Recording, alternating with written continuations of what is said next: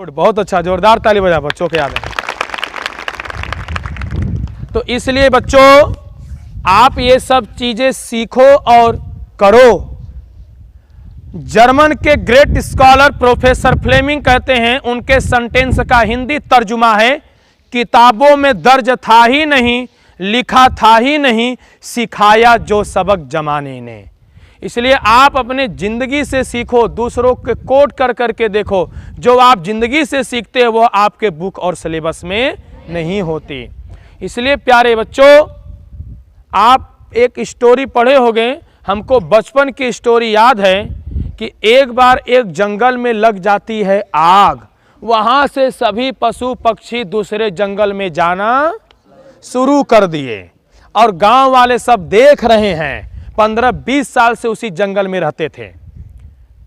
अब एक पक्षी उसी ग्रुप का देखता है आग लगा है, वह जाकर उसी अगल बगल जाकर बैठ गया, उसी ग्रुप का साथी, और बाकी पक्षी सब उड़ गए दूसरे जंगल के लिए। और जब लास्ट पक्षी बचा, फिर उसने देखा कि सब हमारे साथी गए कि नहीं। उसने नजर दौड़ाया तो देखा कि एक पक्षी बैठा है साथी, उसके पास में गया और बगल में क्या था, जहां पे आग लगा था थोड़ी दूरी पर क्या था, तालाब था। तालाब में क्या रहता है, पानी। जंगल के सब अगल बगल वाले बस्ती वाले लोग उसको देख रहे थे। तो वह पानी अपने चोंच में भरी और चोंच में पानी भरकर कहां डाल रही है, आग पे डाल रही है। अब उसका साथी देखता है कि वह क्या कर रही है, पानी लेकर चोंच में आग पे डाल रही है। एक बार हुआ, 2 बार हुआ, 3 बार हुआ, ऐसे किया। फिर पक्षी गया तो कहता है कि बहना, तुम्हारे इस चोंच भर के पानी से यह जंगल की आग बुझने वाली नहीं है, तुम कितना भी प्रयास करो, लेकिन तुम स्वयं समझो। उसने कहा कि मैं समझता हूं मेरे इस प्रयास से कुछ होने वाला नहीं है, लेकिन अगल बगल के लोग देख रहे हैं।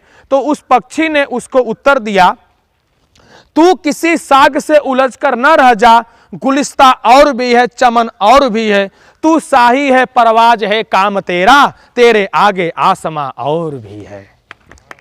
तो वह पक्षी कहता है कि अर्थात इस कठिन परिस्थिति से जब आई है, वहां भी जाओगे तो ऐसी समस्या आएगी। आप ये मत समझो कि हमेशा सुख ही सुख, कंफर्ट लाइफ में जिए।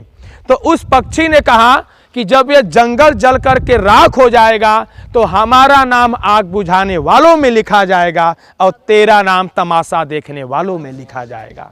तो आप लोग जहां भी कुछ हो, कंपैशन फॉर अदर, दूसरे के दुख और पीड़ा को देख करके दूर करो, उसके अभाव को दूर करो। तो पक्षी से कुछ प्रेरणा मिले कि नहीं, परदेयोग नहीं करते, हेल्प मदद नहीं करते।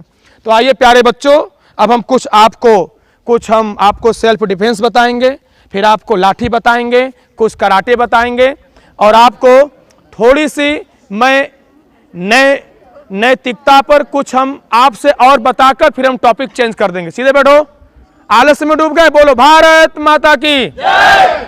सीधे बैठो। अच्छे बच्चे कैसे बैठते हैं, बोलो हम जैसे बैठते हैं। अच्छे बच्चे कैसे बैठते हैं, हाँ, तो रीढ़ की हड्डी सीधी करो, seat tallest, walk tallest, stand tallest. सीधे बैठो, सीधे खड़े हो और सीधे चलो। ये आपका 3 ठीक है, तब आपकी बॉडी भी ठीक है। नहीं तो फिर जान लो, हॉस्पिटल के लिए समय जरूर निकालना पड़ेगा। जो व्यक्ति विद्यार्थी व्यायाम के लिए समय नहीं निकालेगा, उसको डॉक्टर के लिए समय जरूर निकालना पड़ेगा, जरूर निकालना पड़ेगा। कर सकते हो कि नहीं, बोलो कौन कौन कर सकता, हाथ उठाओ। सब बच्चे, बहुत अच्छा, नीचे कर लो। तो भारत को दुनिया में महान बनने से कोई रोक नहीं सकता।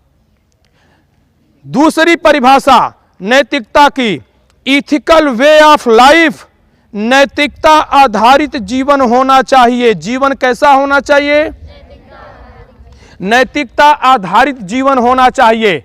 नैतिकता खाली उपदेश का विषय नहीं है, नैतिकता आचरण का विषय है। नैतिकता की पहली परिभाषा, टैक्स एवॉइडेंस, टैक्स की चोरी। यदि आप टैक्स की चोरी करेंगे तो अच्छे साइंटिस्ट आर्मी को अच्छा बना सकते हैं? आप रोड, सड़क, एयरपोर्ट आप अच्छा नहीं बना सकते यदि आप टैक्स की चोरी करेंगे। तो नैतिकता की दूसरी परिभाषा, फेलियर टू परफॉर्म ड्यूटी, काम की चोरी करना, पढ़ाई की चोरी करना। यदि आप काम पूरा नहीं करना और सैलरी पूरा चाहना, और साल भर स्कूल आना चाहिए, आप 5-6 महीने आए, 3 महीने आए, ये आपकी काम की चोरी हुई कि नहीं, पढ़ाई की चोरी। इसलिए यदि आप काम की चोरी करेंगे, पढ़ाई की चोरी करेंगे, तो आपका नैतिकता पूर्ण जीवन नहीं है। नैतिकता की तीसरी परिभाषा, स्मगलिंग, किसी भी हालत में आपको नशा पान गुटखा आदि का सेवन नहीं करना है। यदि ये आप करेंगे तो ये आपका नैतिकता पूर्ण जीवन नहीं है। अच्छा, ईमानदारी से हम पूछ लेते हैं, बच्चे बच्चियां बैठी हैं, कौन बच्चे गुटखा पान आदि पाउच पन्नी आदि खाते हैं, हाथ उठाओ। यदि खाते हो तो, नहीं खाते हो कोई बात नहीं, बच्चियां भी हैं। हाँ, कोई है ईमानदारी से? चलो, बॉयज में कोई है, गर्ल्स में कोई है? बहुत अच्छा, जोरदार ताली बजा, बहुत अच्छा। रिलैक्स।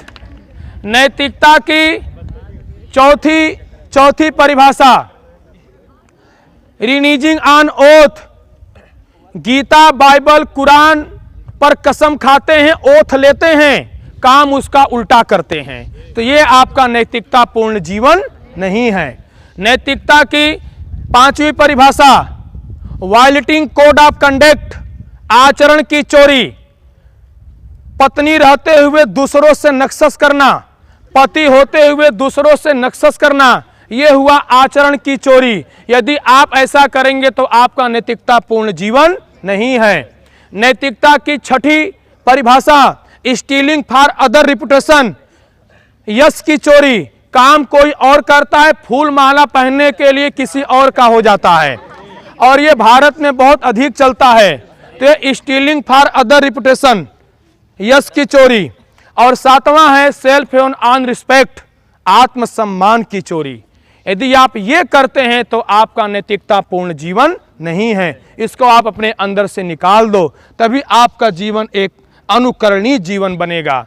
इसलिए प्यारे बच्चों, आप ये जीवन में सीखो। हमने आपको कुछ नैतिकता से लिया, कुछ आपको योग से लिया, अब आपको हम टॉपिक चेंज कर रहे हैं।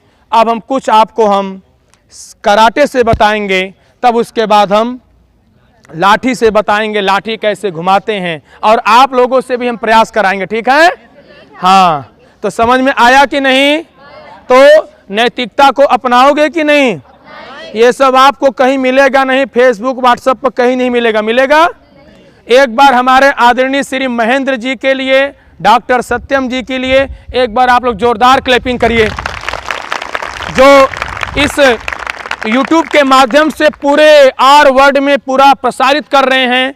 और महेंद्र अवधपुरी, जिसके पास पेन नोट हो या मोबाइल हो तो बच्चे आप वो कर सकते हो, महेंद्र अवधपुरी के नाम से पूरे आपको इस कार्यक्रम का आपको पूरा YouTube पे मिलेगा। चैनल का नाम है महेंद्र अवधपुरी, और कांटेक्ट नंबर लिख लो, और इस पे आपको अनेकों स्कूल कॉलेज का मिलेगा। लिख लो कांटेक्ट नंबर 831983325804। हाँ, इसको आप लोग हिंदी में देख लो, 8319325804। तो ये बच्चों, आप इस चैनल को अधिक से अधिक आप स्वयं देखो, दूसरों को बताओ। इस पे केवल यही आपको टॉपिक मिलेगा, केवल बच्चों और बच्चियों के लिए हम ये कार्य कर रहे हैं। और आदरणीय श्री महेंद्र जी, यही नहीं, पूरा लास्ट छोर आपका नेपाल बॉर्डर, इधर मुंबई का लास्ट, पूरे हर एक धर्म स्थल के माध्यम से हर एक सेक्टर में जाकर बहुत बिजी रहते हैं, तो यहाँ टाइम निकाल करके आपके बीच में आए हैं। और आदरणीय श्री डॉक्टर सत्यम जी भी बहुत समय निकाल करके आपके बीच इस कार्यक्रम में बच्चों आए हैं। इसलिए आप इसको देखो, लोगों को दिखाओ और उससे प्रेरणा लो। इसलिए प्यारे बच्चों, आइए अब मैं चाहता हूं आपको कुछ हम कराटे बता दें, तब उसके बाद फिर लाठी बताएंगे। लाठी घुमाना, जैसे कोई मार रहा तो उसको रोकना।